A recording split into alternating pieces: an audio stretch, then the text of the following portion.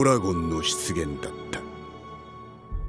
Mesdames et messieurs, ici Chage et on se retrouve aujourd'hui sur la chaîne secondaire Série à Chage le Phénix pour parler donc du one-shot d'Eiichiro Oda qui a été adapté sur Netflix, disponible, donc Monster, l'enfer du dragon volant aux 103 passions, je sais pas pourquoi c'est un titre aussi long, mais bref, donc c'est un one-shot que Oda avait écrit il y a longtemps et qui a été relié et qui est maintenant plus ou moins canon, donc avec l'histoire de One Piece. Et ce qui est génial, c'est que ça nous laisse entrevoir ce que pourrait être la suite de l'univers de One Piece. Et ça, j'attends que ça en fait, qu'il y ait des spin-offs, même après la fin de One Piece, je tiens à vous le dire, One Piece ne mourra jamais, parce qu'avec des séries de cette qualité, même les histoires qu'on peut raconter, c'est ça qui est fou. Et juste pour des personnages qui ont croisé les Mugiwara, donc Ryuma qui a donné son katana à Zoro lorsqu'il était un zombie, donc sur l'île de Thriller Bark, ou plutôt sur le bateau de Thriller Bark. Bref, donc tu peux raconter toute une histoire sur le personnage de Ryuma et lier ça à One Piece, et ça c'est juste génial, vraiment tu peux raconter tellement d'histoires avec l'univers de One Piece qui est ultra riche.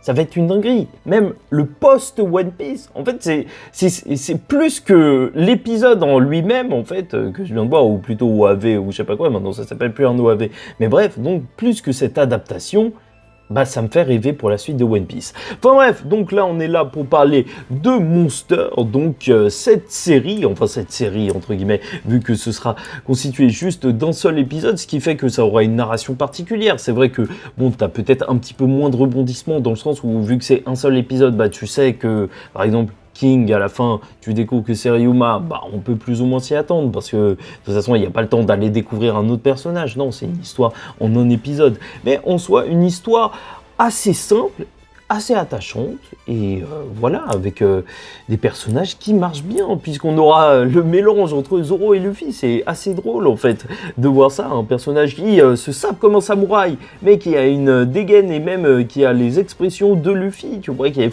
à fond sur la bouffe, et à qui on aura donné à manger, puisque la première scène de, donc, Monster, ça se déroulera dans un bar où une femme lui donne à manger, comme quoi ça a vraiment une grosse importance pour Oda, et peut-être qu'il a raison, hein, au final, le meilleur moyen d'accéder au cœur, c'est par la bouffe, ouais, très exactement. Bref, voilà, il va croiser le Shirano, donc Cyrano de Bergerac, donc voilà, petite référence, ça fait plaisir, donc un grand épéiste, et il est en train de chercher aussi d'autres épéistes. Tu vois qu'il cherche la bagarre, tu vois, le personnage principal.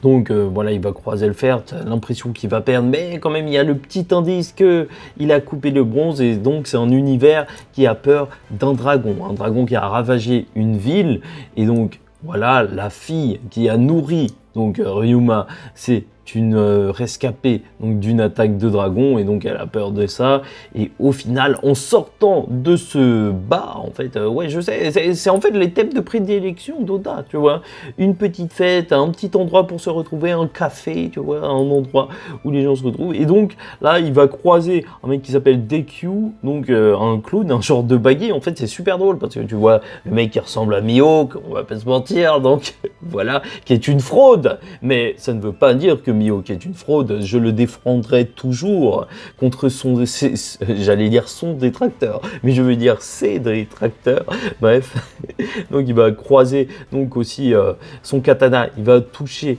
donc aussi un autre mec qui va donc en fait dans une scène incompréhensible, et c'est là où en fait le récit m'a perdu un petit peu, puisqu'à l'extérieur de ce bar, voilà, il va croiser ce mec déguisé en clown, enfin habillé maquillé comme un clown, le baggy de cet univers, qui va donc appeler un dragon après avoir été empalé en fait par donc Ryuma, enfin c'est ce qu'il dira à tout le monde, donc ça casse un petit peu la réputation de Ryuma et compagnie, mais il n'a pas l'air d'y tenir forcément, et ça te rappellera sûrement un des personnages de One Piece, hein, notre très cher Luffy qui veut être un pirate, hein, il ne veut pas être un héros. C'est aussi peut-être aussi ce qu'on retrouve ici dans le caractère du personnage, peut-être que la vraie noblesse pour Oda, c'est celle de faire le bien juste pour faire le bien, et pas pour être considéré comme un héros ou autre, c'est ça, être le vrai héros.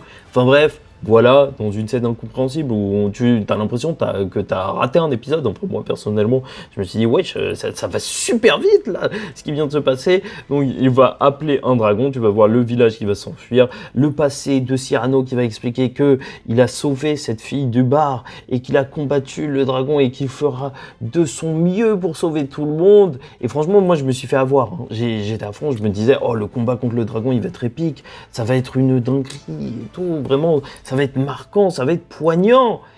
Et au final, pas du tout. Franchement, mini scénario, juste un one shot, ça arrive vite. Peut-être que j'aurais dû le voir venir, mais je trouve que l'histoire, tu rentres bien dedans. Et ça marche, voilà. En fait, pas du tout. Il était là juste pour piller le village. C'était eux qui appelaient le dragon et compagnie. C'était eux donc qui ont rasé le village de la jeune fille alors qu'elle s'était embrouillée avec Ryoma par la suite parce que ouais, à cause de toi, il va y avoir un dragon qui va se ramener. Bref.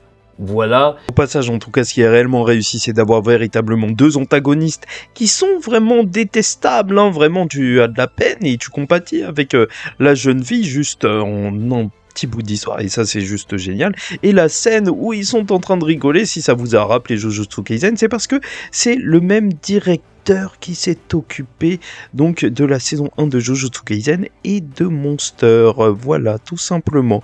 Et ceci explique cela, et je trouve que la scène était plutôt bien réussie, hein, bien marquante, bien marrante, enfin diabolique. Et donc, le Ryuma se rend compte de ça alors qu'elle est en train de pleurer, la Nami du pauvre, parce qu'en fait, c'est tout, c'est les personnages l'idole de ceux qu'on connaît.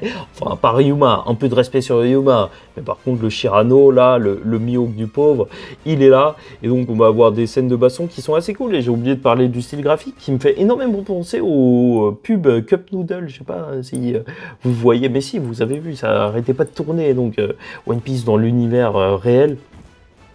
Ce qui est assez cool, je trouve que c'est un style qui correspond assez bien à One Piece, au style d'Eiichiro Oda, et ça montre aussi que One Piece, vraiment, quand tu vois un petit peu ce que ça donne là, bah c'est vrai qu'un autre studio d'animation, enfin c'est toujours un plaisir de voir d'autres studios d'animation bosser sur du One Piece. Bref, je trouve que la scène, bien sûr, en fait, il n'y a pas des milliards de scènes de combat, mais celles qui sont là sont cool. Tu vois, Ryuma découper Cyrano en mode ça y est, c'est terminé, juste d'un seul coup. DQ, bah, il s'en occupe, ou BQ, je me souviens plus.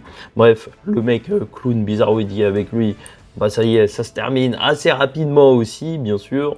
Ah oui, j'ai oublié de dire, mais c'était plutôt fun aussi ce côté assez marrant quand la population disait mais fais-toi un harakiri et tout. Enfin, vraiment, c'est un délire très japonais. C'est assez drôle de voir un japonais vanner ça, tu vois.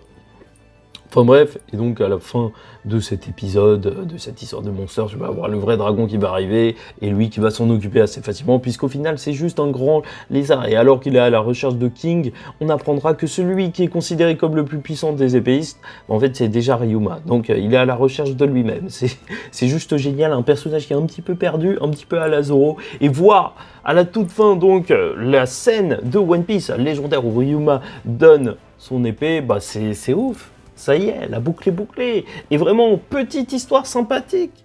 Pas grand chose à en dire. Hein. Je vais pas te dire, oui, il y a des thèmes ultra profonds, que tu en ressors bouleversé ou je sais pas quoi, mais je trouve que vraiment, j'ai lancé l'épisode et purée, j'étais bien à la fin. C'était vraiment ultra plaisant. Même, ça te fait un petit peu, tu vois, élargir tes horizons, même de l'univers de One Piece. Et c'est pour ça que pour moi, plus que d'être quelque chose de sympa que j'ai regardé ou je sais pas quoi, c'est surtout l'avenir de One Piece, les gars. Vraiment, il nous faut ça. Il nous faut ça. Oda, entends-nous. Fais-nous des one-shots de n'importe quel perso et nous, on mange, tu vois, même si, je sais pas si c'est forcément cohérent avec les timelines ou je sais pas quoi, mais vraiment, c'est très très bon. J'ai hâte d'avoir votre avis en commentaire. Voilà, et je ne sais pas si forcément on pourrait créer une série entière sur Ryuma. Je trouve que ce one shot, ça suffit bien. J'aimerais plus découvrir d'autres personnages, mais sait-on jamais, hein, vu que là, donc en plus c'est diffusé par Netflix. Enfin, ça veut dire beaucoup pour l'univers de One Piece, qui a eu donc sa série live action aussi sur One Piece, enfin sur Netflix. One Piece Netflix, vu que ça rime, alors c'est un petit peu, enfin ça rime plus ou moins, donc voilà, tu vois, j'ai fourché. Mais bref, donc ce que je disais, c'est que c'est ouf, c'est que j'ai envie que ça continue, et j'espère que Netflix, ils vont passer de l'argent à Oda et demander des mini-séries comme ça. Enfin, j'ai pas trop envie qu'ils soient retardés, mais bref, n'hésitez pas à liker ou disliker la vidéo, commenter, donner votre avis en commentaire. Est-ce que vous avez apprécié ce Monster, donc cette histoire de dragon, cette histoire liée à l'univers One Piece? Pour moi, je pense que vous avez compris, j'ai kiffé. Voilà, et en attendant la suite, et j'espère d'autres projets du genre, je vous dis ciao tout le monde, faites très attention à vous, et surtout, paix sur vous.